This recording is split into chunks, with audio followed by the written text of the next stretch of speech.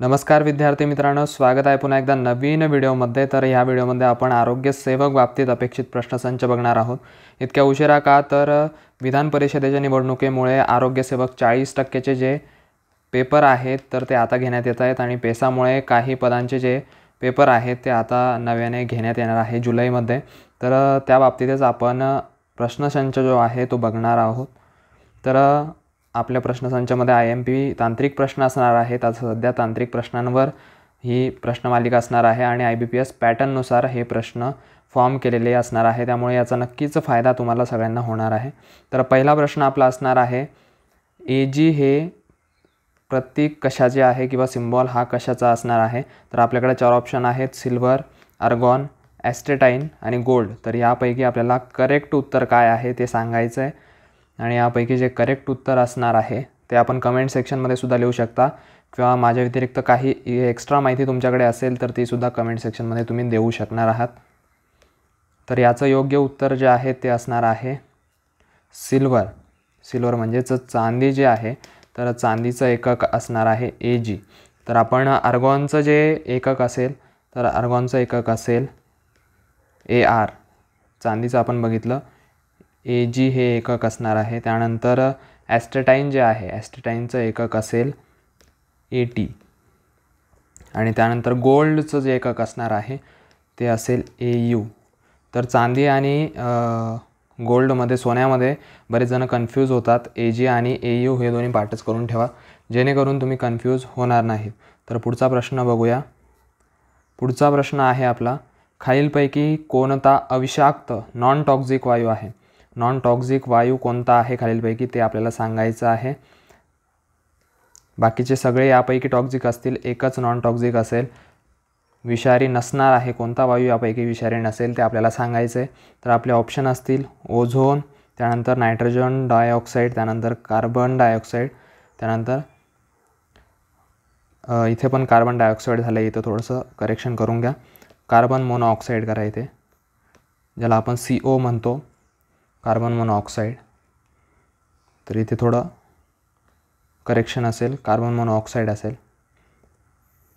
तर यापैकी आपलं जे उत्तर असणार आहे ओझोनचं जर आपण बघितलं तर त्याचं फॉर्म्युला असेल O3। त्यानंतर नायट्रोजन डायऑक्साईडचं जर फॉर्म्युला आपण बघितलं तर NO2 असेल, NO2। त्यानंतर कार्बन डायऑक्साईडचं आपल्या सगळ्यांना माहिती आहे CO2 असेल। त्यानंतर कार्बन मोनोऑक्साईडचा जो असेल तो CO असेल। तर यापैकी करेक्ट उत्तर असणार आहे CO2, carbon dioxide. Carbon dioxide हा विषारी नाही आहे, बाकी जे वायू असतील तर ते विषारी असणार आहेत। ओझोन असेल, नायट्रोजन डायऑक्साईड असेल किंवा कार्बन मोनोऑक्साईड असेल। तिसरा प्रश्न बघूया आपण। तिसरा प्रश्न असणार आहे, खालीलपैकी कोणते अधातू खनिजांचे उदाहरण आहे। तर इथे आपल्याला अधातू खनिजांचे उदाहरण विचारलं आहे। तर आपले ऑप्शन असणार आहे तांबा, चुनखडी, प्लॅटिनम आणि बॉक्साईट। तर या 4 ऑप्शनपैकी आपल्याला योग्य उत्तर जे असणार आहे तर ते योग्य उत्तर आपल्याला कमेंटमध्ये लिहायचं आहे आणि आपण असंही गेस करू शकतो की यापैकी मेटल ओअर कोणते आहेत किंवा धातू खनिजे कोणते आहेत। तर तसं जरी आपण गेस केलं तरी आपलं उत्तर येणार आहे। तर याचं जे करेक्ट उत्तर असेल तर ते असणार आहे चुनखडी। चुनखडी हे अधातू खनिज आहे, अधातू खनिज असल्यामुळे हे आपलं योग्य उत्तर असणार आहे। तांब्यापासून आपल्याला माहिती आहे तांबेच बनतं। त्यानंतर प्लॅटिनम हा सुद्धा धातू आहे। त्यानंतर बॉक्साईट जे ओअर आहे तर त्यापासून आपण ॲल्युमिनियम तयार करतो किंवा ॲल्युमिनियम आपल्याला त्यापासून मिळत असतं। तर ही गोष्टसुद्धा लक्षात असू द्या। असंही विचारलं जाऊ शकतं की ॲल्युमिनियम कोणत्या रूपात आपल्याला मिळतं। त्यानंतर पुढचा आपण चौथा प्रश्न बघूया। चौथा प्रश्न असेल, सोडियम हायड्रॉक्साईड नावाने डॅश डॅश या नावाने ओळखले जाते। एक मिनटं। सोडियम हायड्रॉक्साईड डॅश डॅश या नावाने ओळखले जातात असं आपल्याला विचारलं आहे। तर त्यामध्ये सोडियम हायड्रॉक्साईडचा फॉर्म्युला आपला असेल NaOH असणार आहे। जर फॉर्म्युला तुम्हाला मिळाला तर लगेच तुम्ही उत्तर सांगू शकणार आहात याचं। तर याचं उत्तर कमेंट सेक्शनमध्ये लिहू शकता। ब्लिचिंग पावडर जर आपण बघितली तर ब्लिचिंग पावडरला आपण कॅल्शियम हायपोक्लोराईट असं सुद्धा म्हणतो। त्यानंतर कॉमन सॉल्टला आपण आपल्याला माहिती आहे सोडियम क्लोराईड म्हणतो। त्यानंतर कॉस्टिक सोडा जो असेल तर ते उत्तर आपलं असणार आहे कॉस्टिक सोडा हे उत्तर आपलं योग्य असणार आहे. सोडियम हायड्रॉक्साईड कॉस्टिक सोडाला म्हणतात. तर कॉस्टिक सोडाचं फॉर्म्युला आपण बघितला NaOH असेल. त्यानंतर चुनखडी जे आहे लाईमस्टोन आपण ज्याला म्हणतो तर ते कॅल्शियम कार्बोनेट असतं. ब्लिचिंग पावडरचं जर आपण फॉर्म्युला बघितला तर Ca असतं, त्यानंतर ClO ब्रॅकेटमध्ये आणि त्यानंतर होल 2 ClOला पूर्ण 2 असतं. त्यानंतर कॉमन सॉल्टचा बघितला तर सगळ्यांना तोंडपाठच असेल. NaCl असणार आहे कॉमन सॉल्टचा. Sodium chloride. त्यानंतर चुनखडी जे असेल लाईमस्टोन तर कॅल्शियम कार्बोनेट आपण म्हणतो त्याला. कॅल्शियम कार्बोनेटचा फॉर्म्युला असेल CaCO3. तर आपल्याला ब्लिचिंग पावडर माहिती आहे आपण प्युरिफिकेशनसाठी वापरतो. त्यानंतर कॉमन सॉल्ट जे आहे ते आपण जेवणामध्ये वगैरे वापरतो. कॉस्टिक सोडा जो असेल आपण घरी वॉशिंग पावडर वगैरे वापरत असू, कपडे धुण्याचे पावडर किंवा मग सोप असतील, आपण डोक्याला जे लावतो ते डाय असतील, तर या सगळ्यांमध्ये कॉस्टिक सोडाचा उपयोग होत असतो. त्यानंतर चुनखडीचा जर उपयोग आपण म्हटला तर चुनखडीचा जो उपयोग आहे तर स्टील मॅन्युफॅक्चरिंगमध्ये सुद्धा होतो. स्टील आपण जे बनवतो तर त्यामध्ये सुद्धा उपयोग होतो. त्यानंतर वॉटर प्युरिफिकेशनमध्ये सुद्धा होतो. वॉटर प्युरिफिकेशनमध्ये. त्यानंतर प्लास्टिक मॅन्युफॅक्चरिंगमध्ये उपयोग जर आपल्याला आलेच एखाद्या प्रश्नामध्ये तर माहीत पाहिजे. प्लास्टिक प्रोडक्शनमध्ये.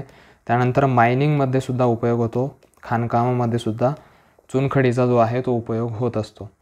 तर पुढचा प्रश्न बघूया. 5वा प्रश्न असेल खालीलपैकी कोणते चपटे कृमी म्हणजे आपण ज्याला फ्लॅटवर्म म्हणतो ते म्हणूनही ओळखले जातात. तर आपलं जे ऑप्शन असतील तर शक्यतो इंग्लिशमधून सगळ्यांना माहीत असतील. सिलेंटेराटा असेल, ॲनिलिडा असेल, पोरिफेरा, प्लॅटीहेल्मिंथस. तर या 4पैकी कोणतं आपलं ऑप्शन योग्य असणार आहे ते आपल्याला सांगायचं आहे. फ्लॅटवर्म कोणत्या संघामध्ये येतो ते आपल्याला सांगायचं आहे. तर आपलं योग्य जे उत्तर असणार आहे ते असेल पृथुकृमी संघ म्हणजेच प्लॅटीहेल्मिंथस. प्लॅटीहेल्मिंथसमध्ये तो मोडतो. फ्लॅटवर्म जो आहे तो प्लॅटीहेल्मिंथसमध्ये मोडतो. त्यानंतर आपण जर सिलेंटेराटामध्ये बघितलं तर सिलेंटेराटामध्ये येतात मुख्यतः जेलीफिश जरी लक्षात ठेवलं तरीही पेपरमध्ये जास्तीत जास्त हेच विचारू शकतात. आणि त्यानंतर कोरल्स आपण लक्षात ठेवू शकतो, जे प्रवाळ असतात ते सुद्धा यामध्ये मोडतात. त्यानंतर ॲनिलिडा जर आपण बघितलं तर ॲनिलिडामध्ये रिंगवर्म मुख्यतः येतात. रिंगवर्म म्हणतात त्यांना. तर त्यामध्ये येतं अर्थवर्म म्हणजेच गांडूळ. त्यानंतर अजून एक म्हटलं तर लीच येतं त्यामध्ये. त्यानंतर आपण पोरिफेरा जर बघितलं तर त्यामध्ये स्पॉन्जेस येतात. आपण जे स्पंज म्हणतो त्याला तर ते येतात. त्यानंतर प्लॅटीहेल्मिंथसमध्ये अजून उदाहरणं बघितले तर त्यामध्ये टेपवर्म येतो, एक टेपवर्म असतो. त्यानंतर लिव्हर फ्ल्यूक हा सुद्धा त्यामध्ये मोडतो. तुमच्याकडे काही ॲडिशनल इन्फॉर्मेशन असेल याप्रती तर ती तुम्ही कमेंट सेक्शनमध्ये सांगू शकणार आहात. पुढचा प्रश्न बघूया. 6वा प्रश्न असेल ढग हे टिंबडिंबचे उदाहरण आहे. ढग हे कशाचे उदाहरण आहे तर ते आपल्याला सांगायचे आहे. आपले ऑप्शन असणार आहे पायस, इमल्जन ज्याला म्हणतो, त्यानंतर संधारण सस्पेन्शन, सूक्ष्मतुषार एरोसोल, त्यानंतर जेल. तर यापैकी योग्य उत्तर काय असणार आहे ते आपल्याला सांगायचं आहे. आणि याचं जे योग्य उत्तर असेल ते कमेंट सेक्शनमध्ये सांगू शकणार आहात. तर याचं योग्य उत्तर आपलं असणार आहे सूक्ष्मतुषार एरोसोल. तुम्ही व्हिडिओ पॉज करून सुद्धा योग्य उत्तर जे आहे ते कमेंट सेक्शनमध्ये लिहू शकणार आहात किंवा एक आन्सर की तुम्ही तयार करू शकणार आहात. त्यामध्ये तुम्ही बघू शकता की तुमचे किती चुकले किंवा किती बरोबर आलेले आहेत. तर आपण जर पायसचं इमल्जनचं जर उदाहरण बघितलं तर त्यामध्ये एग यॉक हे उदाहरण आहे. त्यानंतर मेयोनीज जे आपण खातो मेयोनीज तर ते सुद्धा एक उदाहरण येतं.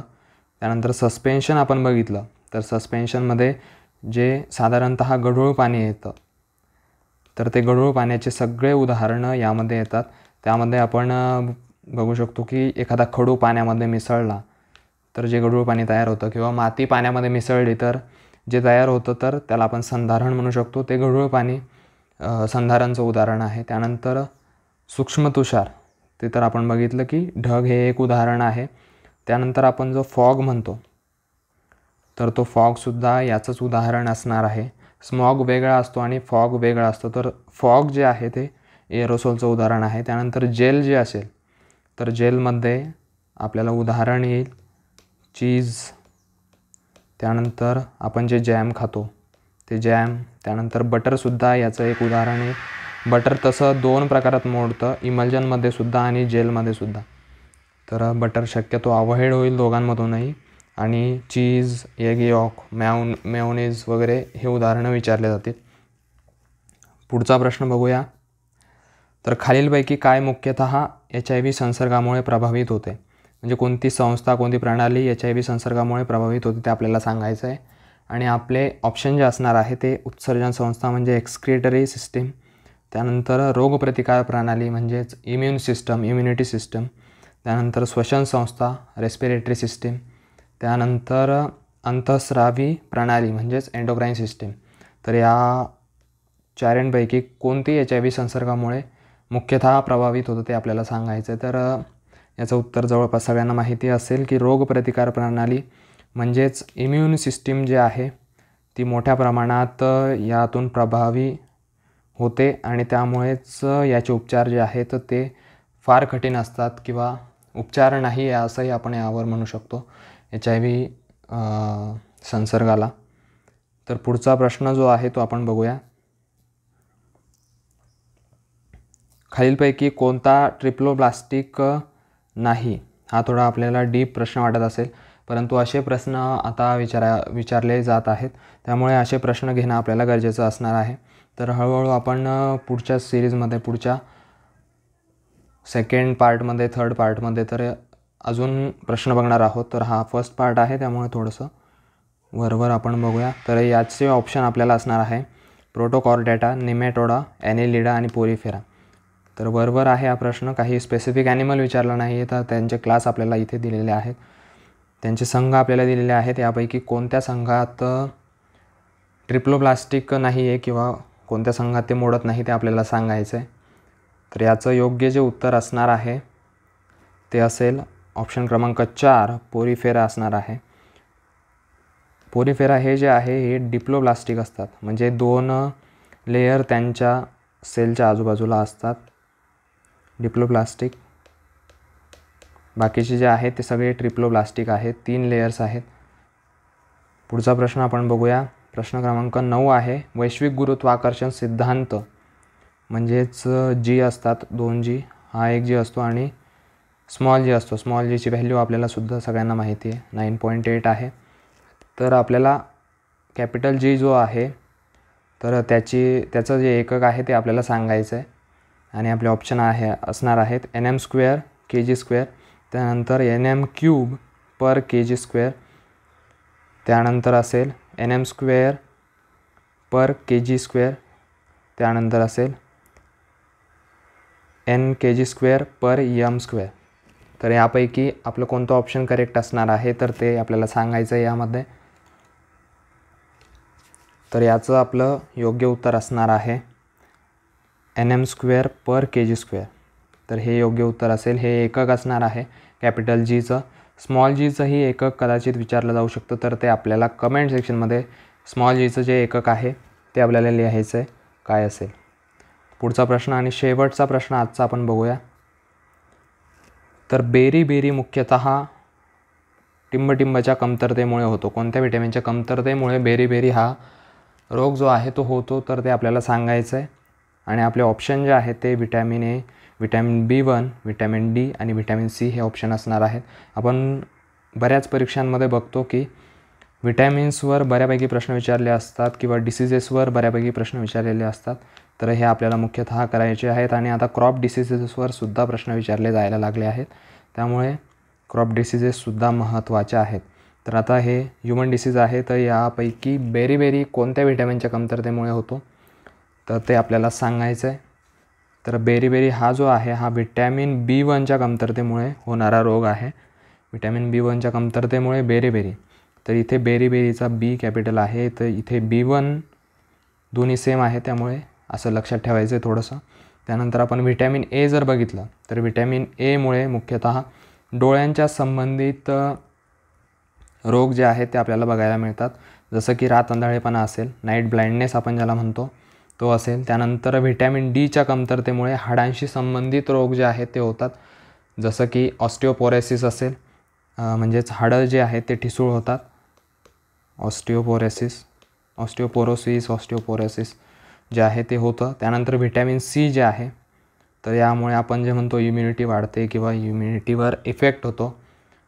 तसाच एक प्रकार आहे तर तो स्कर्व्ही हा जो रोग आहे, तर हा व्हिटॅमिन सीच्या कमतरतेमुळे आणि स्किनशी संबंधित डिसीजेससुद्धा व्हिटॅमिन सीच्या कमतरतेमुळे होऊ शकतात. त्यामुळे व्हिटॅमिन सी जे आहे तर ते स्किनसाठी महत्त्वाचं आहे. तर असं आपण बाकीचे जे डिसीजेस असतील तुम्हाला माहीत असतील व्हिटॅमिन एच्या कमतरतेमुळे, B1च्या कमतरतेमुळे किंवा B12च्या कमतरतेमुळे, त्यानंतर व्हिटॅमिन डीच्या, सीच्या, तर ते तुम्ही कमेंट सेक्शनमध्ये सांगू शकणार आहात. व्हिडिओ कसा वाटला ते तुम्ही नक्की कमेंट सेक्शनमध्ये सांगा. आणि याचा पार्ट 2 आहे, पार्ट 2 आपल्याला आणायचं आहे की नाही ते सुद्धा कमेंट सेक्शनमध्ये मला कळवा, जेणेकरून मला कळेल की ही सिरीज तुमच्यासाठी महत्त्वाची किती प्रमाणात आहे किंवा नाही. तर चला भेटूया पुढच्या नवीन पार्टसोबत. आणि तुमचे कमेंट्स आणि तुमचे लाईकसुद्धा व्हिडिओला देत राहा, जेणेकरून मला कळेल की याचा पार्ट 2 आणायचा आहे की नाही. तर चला भेटूया नेक्स्ट व्हिडिओमध्ये. तोपर्यंत काळजी घ्या. All the best.